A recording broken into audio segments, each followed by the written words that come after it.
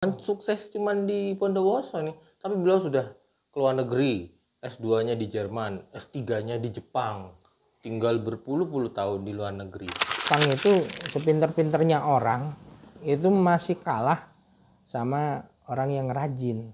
Nah, itu di Jepang. Beliau ini lama di Jepang loh. Valid ini, A1 informasinya. Saya ada sensei ya, beliau itu Apa sensei itu? Sensei itu profesor ya, profesor. guru kita ya. Di Jepang. Ya, jadi kita kalau kuliah di Jepang itu semuanya beliau yang supervise ya. Nah itu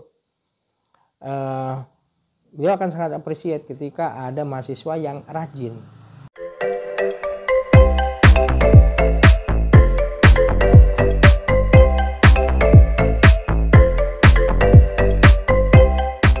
Assalamualaikum warahmatullahi wabarakatuh.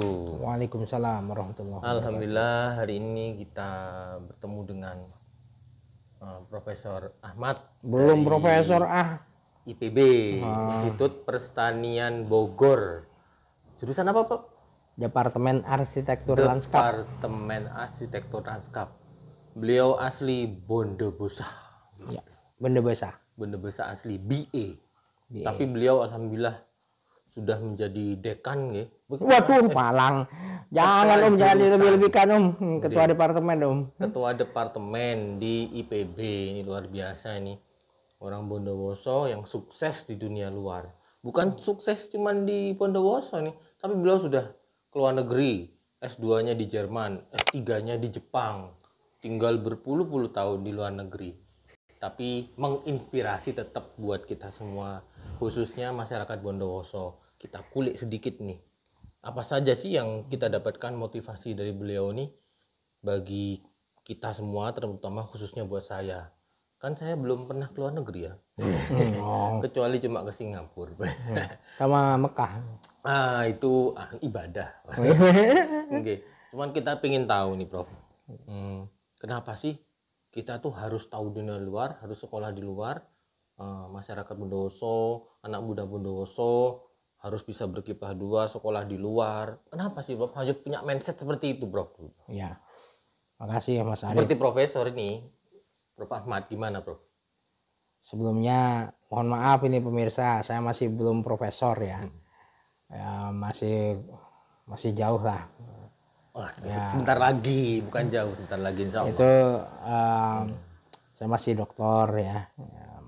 Dalam ASN itu kan kita harus ada tingkatan-tingkatan yang harus kita capai dulu, sama Mas Arif juga sama ya.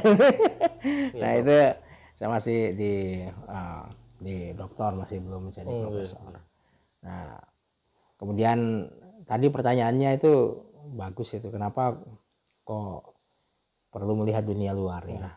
Ya awal mulanya nih Mas Arif, mungkin pada waktu kita sekolah bareng kayaknya saya belum kepikiran ya waktu kita SD, SMP ya, untuk pergi ke luar negeri. Nggak ada pikiran. SMA juga nggak pernah ada pikiran. Bahkan kuliah pun itu sebenarnya saya nggak ada pikiran keluar. Mungkin pada waktu SMA itu ada sahabat kita ya, Hengki Purwonegoro tuh. Ya. Hengki, IPB juga tuh ya? IPB dia. Ya, mungkin kalau melihat ini salam hormat ya. Satu hari dia nanya sama saya, Vin, masa kita gini-gini aja? Gitu, saya mau terngiang-ngiang itu. Ya, masa kita gini-gini aja? Kita harus ya mikirkan masa depan. Masa kita gini-gini aja? Nah mungkin itu pertanyaan dari teman itu yang bikin saya itu mulai iya ya, masa saya gini-gini aja gitu ya. Nah mulai itu dari situ kita belajar dengan lebih tekun dan nggak nyontek ya. Tapi perasaan memang beliau nih, karena saya temannya dari SD, beliau sudah pinter dari SD, SMP, pokoknya juara terus gitu loh, sampai SMA gitu. Jadi menampaki karir beliau kali ini kayaknya sudah wajar lah gitu loh. Orang pinter katanya gitu. Mas Arif, kalau saya kan biasa-biasa aja, middle class. Sekarang itu bukan pinter enggak sih, Hmm. tapi berkarakter baik, Berkarakter berin- baik. berintegritas, ya, jujur, rajin, Nah, itu tadi apa tadi? ya, Ada 4 tadi. karakter Nanti saya baik, tulis. Baik, berintegritas, integritas, jujur, jujur, rajin, rajin. 4 itu ya. ya. Nah terutama rajin ini, kalau Mas Ari bilang pinter apa gitu, kalau orang Jepang itu sepinter-pinternya orang itu masih kalah sama orang yang rajin. Nah, itu di Jepang. Beliau ini lama di Jepang loh. Valid ini A1 informasinya. Saya ada sensei ya, beliau itu Apa kalau sensei itu? sensei itu profesor ya, Oh, profesor. guru kita ya. Di Jepang. Ya, jadi kita kalau kuliah di Jepang itu semuanya beliau yang supervise ya. Nah itu beliau akan sangat appreciate ketika ada mahasiswa yang rajin. Jepang itu sepinter-pinternya orang itu masih kalah sama orang yang rajin. Nah, itu di Jepang. Beliau ini lama di Jepang loh. Valid ini A1 informasinya. Saya ada sensei ya, beliau itu Apa kalau sensei itu? sensei itu profesor ya, Oh, profesor. guru kita ya. Di Jepang. Ya, jadi kita kalau kuliah di Jepang itu semuanya beliau yang supervise ya. Nah itu beliau akan sangat appreciate ketika ada mahasiswa yang rajin. Walaupun ya tingkat kepandaiannya mungkin berbeda-beda ya, tapi yang rajin yang beliau perhatikan. Karena pinter itu bisa dibuat dari rajin gitu. Ya, nah itu motivasi tinggi, terus rajin, disiplin itu sebenarnya. Gitu. Ya. Nah, balik lagi itu. Kenapa kok perlu sekolah ya yang setinggi mungkin Nah, dan ke luar negeri. dan keluar Mengenal negeri. dunia luar. Sekarang Maksud saya sekolah dulu, begitu. sekolah Ya, dulu. ya, Nah, oke. sekolah dulu. Gimana tuh? Gini, karena namanya juga pendidikan dasar ya, SD, SMP, SMA. Wah, ada kopi minum ini. lewat. Terima kasih, yuk. Ada ini buat Prof ini tanpa gula. Tanpa gula. Mas, ya? Mas Arif nih, Mas Arif belum. Oh iya, oke. Terima kasih. Oke, Jadi tadi gimana? namanya pendidikan dasar, memang dasar kita di Bondowoso itu bagus ya. Jadi pendidikan SD, SMP, SMA itu di Bondowoso memang kualitas pendidikannya gak kalah lah. Ketika kita keluar dari Bondowoso, kita bisalah berkompetisi dengan dengan siswa lain, mahasiswa lain ya. Dalam hal akademik ya. Dalam hal kemampuan matematika, bahasa Inggris kayak gitu ya, IPA itu kita nggak kalah lah. Ya, saya yakin juga pemirsa juga sama yang udah pernah kuliah. Nah tapi wawasan, nah itu Wawasannya. wawasan itu ya. Jadi kenapa kok kita kuliah setinggi tingginya untuk membuka wawasan? Berarti tadi yang dimaksud kebanyakan masih jago kandang ya. Ya. Belum melihat dunia luar. Tuh. Namanya juga pendidikan dasar ya, sejak SMP SMA itu perlu diperkuat dengan pendidikan di perguruan tinggi. Ketika di perguruan tinggi kita idealisme kita muncul, ya kemudian terus cara berpikir analitik kita itu muncul ya. Kemampuan analitik itu yang sangat dibutuhkan oleh negara kita saat ini ya. Jadi kalau juga seperti itu. Jadi kalau misalnya setiap SDM di Indonesia itu memiliki kemampuan analitik yang bagus, itu masyarakat Indonesia itu bisa jadi SDM unggul untuk pembangunan. Kemampuan analitik. Ingat-ingat pemirsa, teman-teman. Ya, misalnya ada sesuatu kita nggak mudah terprovokasi gitu. Jadi kita punya kemampuan analitik, punya kemampuan yang kritis, ya, dan bisa menyelesaikan sesuatu dengan berimbang. Ya. Itu sangat diperlukan untuk pembangunan yang rasional. Nah itu kita pupuk di perguruan tinggi. Kenapa? Karena ketika di perguruan tinggi kita nggak ketemu sama bondowoso lagi, Mas Arif. Ya, kita ketemu dengan mahasiswa seluruh Indonesia. Ya, dari Sabang sampai Merauke bahkan luar negeri. Itu. Semakin S1 itu ya kita namanya belajar lah. Itu kalau S1 undergraduate ya kalau bahasa Inggrisnya ya. Jadi memang belajar lah, belajar meneliti ya. Belajar untuk pengabdian masyarakat S1. Nah, naik level lagi S2 nanti. S2 itu sudah young researcher gitu ya. Kenapa kok young researcher ini penting? Karena memang setiap sendi kehidupan di Indonesia, baik itu pembangunan fisik, non fisik, yang terkait sama IPA, sosial dan sebagainya, itu masih banyak bidang ilmu yang kita bisa kembangkan dengan kita bersekolah di program studi S2. Lebih tinggi lagi S3. Nanti kita punya novelty. Ya, novelty atau sesuatu yang bisa kita kontribusikan untuk keilmuan. S2 beliau kan di Jepang ya.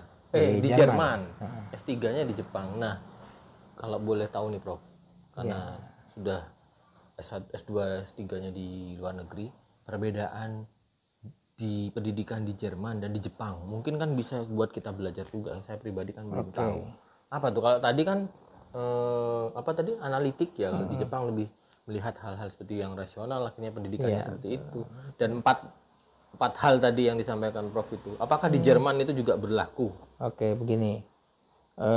Sebelum saya jelaskan yang tadi itu, memang kita kesempatan nggak akan datang 2 kali ya. Itu kesempatan kalau misalnya pemirsa di sini ada kesempatan untuk kuliah di luar, bahkan ke luar negeri, jangan sampai hilang momen ya. Itu jangan sampai hilang momen. Ketika kita hilang momen, udah nggak bisa nih. Take a chance. Dan take a risk ya. Take a risk ini ya. Harus itu. Iya. Nah kemudian kuliah kenapa harus di luar ya? Bukan harus, kenapa perlu di luar? Perlu. Ya. Karena ketika kita itu kuliahnya di tengah-tengah kita nih, sesama Indonesia, mungkin tantangan kurang begitu besar. Tantangan yang paling kelihatan bahasa deh. Bahasa. Mengembangkan ilmu di tengah orang yang sesama berbahasa Indonesia. Itu berbeda ketika kita mengembangkan ilmu di tempat yang orangnya nggak berbahasa Indonesia, bahkan bukan berbahasa Inggris, gitu ya. Dan kita belajar sebagai minoritas. Kalau misalnya kita sebagai mayoritas, mungkin kita aman gitu ya. Tapi ketika kita jadi minoritas, kita belajar gimana tepos liro, ya, memahami orang lain. Oh, kalau saya melakukan ini, orang lain gak nyaman ya. Ini kerasa sama kita gitu ya. Itu pentingnya kita kuliah di luar negeri. Nah sekarang kenapa di Jerman? Pusat pengembangan teknologi salah satunya di Jerman. Iya. Dan saya di bidang arsitektur lanskap, Mas Arif. Nah itu ya Mas Arif tahu lah, bidang arsitektur lanskap itu pelakunya masih sedikit ya. Baik dari sisi universitas, itu baru 9 universitas yang menservis program studi arsitektur lanskap, sedikit sekali. Jumlah yang kuliah juga sedikit, jumlah yang bekerja sedikit, sementara lapangan kerja banyak. Selama Indonesia masih membangun terus, setiap kabupaten kota, dan daerah, kota pasti dan desa pasti dibutuhkan. Ketika ada kata master plan, ya itu orang landscape itu. Ya, itu yang saya sebut cari peluang di saat yang tepat. Momen nggak akan terulang 2 kali itu. Nah, take a chance dari take chance. Tapi tadi ada take risk. Take risk-nya tuh ya itu kendala bahasa, resiko kita budaya yang berbeda itu. Berani. Gitu. Itu berani berarti. Ya. Beraninya tapi dalam koridor apa, Prof? Karena kan ini kan di luar negeri. Beraninya beda kayak di Indonesia. Di Indonesia, misalnya katanya berani tuh orang tuh langsung istilahnya enggak ada aling-aling gitu loh. Ngomong tuh ngomong bas-bus istilahnya Jawanya. Nggak kayak kita masih sungkan-sungkan masih ya. Iya, Mereka Mas langsung to the point kayaknya gitu ya. Iya, Mas Jadi Arif. jangan baperan mungkin gitu ya. Kalau jadi orang di sana nanti kalau kita kuliah. Begitu teman-teman Betul, Mas. para warga Bondowoso, anak muda yang mau keluar negeri. Nah itu Betul. yang disampaikan Profesor Ahmad tadi. Tuh. Beberapa hal tadi itu menarik sekali. Belum profesor. Kita bisa manggilnya palang, ya. profesor karena beliau sudah levelnya apa nih fully high graduate. Iya, Kalau kita kan middle. Mengenai Jerman tadi itu. Gimana Jerman tuh? Bidang arsitektur lanskap pada tahun 2008 waktu itu ya. Itu memang perkembangan pesat di Jerman.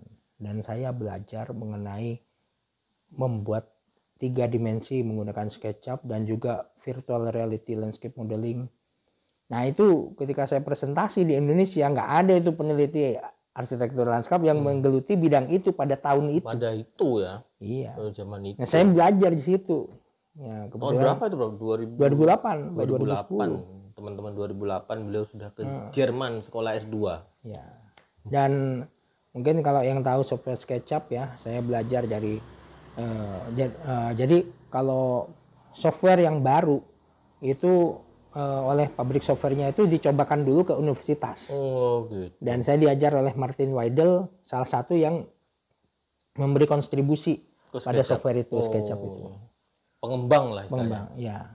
Nah kemudian karena memang begitu, kalau software itu kan ada yang bahasanya Jerman, ada bahasanya Jepang. Nah itu ternyata yang diterjemahkan universitas tuh.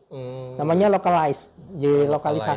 Iya, lokalisir. SketchUp localized Jerman. Iya betul, bahasanya bahasa Jerman ya. Nah. Kuliah di luar negeri, berubah mindset. Nah, take a chance, take your risk. Ya. Gimana bro? Nah, yang oleh pembimbing saya S2 itu, ya.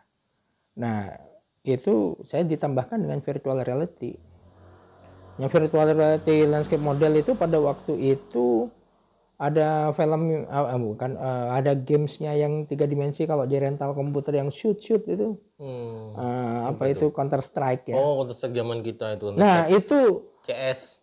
Pada waktu itu yang membuat landscape modeling orang bisa keliling masuk ke gedung sana gedung sini, datang ke taman ini taman itu, ngikutin jalan, belum ada di Indonesia yang. Dan saya pada waktu itu setelah pulang dari Jerman saya mempresentasikan itu dan memang saya yang pertama pada waktu itu tidak ada yang lain gitu ya.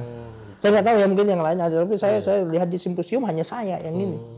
Nah itu satu pertama kalinya ini di Indonesia. Ya tapi saya nggak bisa klaim itu pertama ya, karena sebagai landscape arsitek, bukan sebagai untuk landscape arsitek maksudnya. Berdasarkan majoringnya beliau. Majoring saya. Tapi yang untuk yang 3D modeling kan pasti yang ada. Animasi apa mungkin udah mungkin ya. Tapi saat itu Bro, SketchUp dan lain-lain itu kan pasti belum umum. Pulang dari Jerman saya memberikan pelatihan SketchUp pertama tuh di IPB itu dan nah itu yang kemudian saya bawa kurikulumnya ke IPB. Ya. Dan mungkin itu spesialisasi saya jadi. Dan sampai sekarang saya mengembangkan 3D modeling di bidang landscape. Jadi presentasi ya dalam bentuk 3 dimensi. Nah, itu majoring saya di situ. Saya mengajar mata kuliah itu. Mata kuliah itu landscape. Nah, teman-teman yang luar biasa yang ceritakan ya. Jadi motivasi buat saya lagi nih, sekali lagi motivasi betul. Tadi pertanyaan terakhir nih Prof tadi, saya ulangi. Bagaimana selain kita ngambil TKTN, CKRINS, tadi sudah dijelasin 4 aspek tadi. Tapi anak-anak muda Bondowoso khususnya anak-anak muda umumnya, anak-anak muda yang ada di pinggiran atau yang kepingin keluar negeri ini kan mikir gimana caranya nih supaya mereka bisa keluar negeri, itu step by stepnya gimana caranya supaya kita bisa dapat itu, bisa keluar negeri gitu loh maksudnya. Satu cara, satu kata ini saya kasih rahasianya ya. Ini rahasia. Daftar. Iya, kamu pinter apa? Tapi nggak daftar, umpama misalnya melamun terus nggak daftar. Daftar pasti daftar ini. Lagi ya. Tapi mereka itu apa namanya?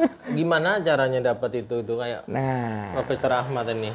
Ya, gini. em, kata rajin itu penting tuh. Rajin. Ya, jadi yang tadinya kita itu buka latihan soal hanya di sekolahan, hanya di kelas, ini kita tambah frekuensinya. Ya. Saya itu kalau dulu naik call itu sekolah, itu sambil buka buku latihan soal, buka buku matematika, IPA, IPS, bahasa, itu rajin, itu perlu. Karena sistem penerimaannya untuk S1 itu masih ya itu ya, sudah tahu ya. Iya, mau nggak mau. Karena pinter itu bisa dibuat dengan rajin tadi. Nah, teman-teman sekalian, itu tadi perbincangan kita dengan Prof. Ahmad dari Institut Pertanian Bogor, IPB di Bogor.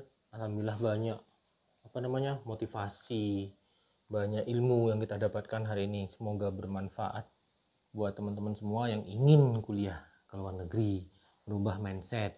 Nah, itu tadi, semoga bermanfaat. Sekali lagi, sekian dari kami. Assalamualaikum warahmatullahi wabarakatuh. Sukses. Waalaikumsalam warahmatullahi wabarakatuh. Terima kasih, Prof.